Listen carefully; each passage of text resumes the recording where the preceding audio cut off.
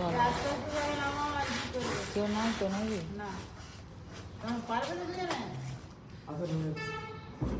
এখানটা এখন রাখবে তো, এখানটায় তো।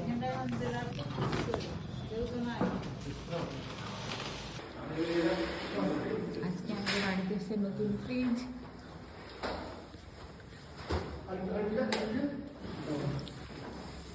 নতুন ফ্রিজ খোলা হচ্ছে, ছেলে কিনে দিয়েছে নতুন ফ্রিজ।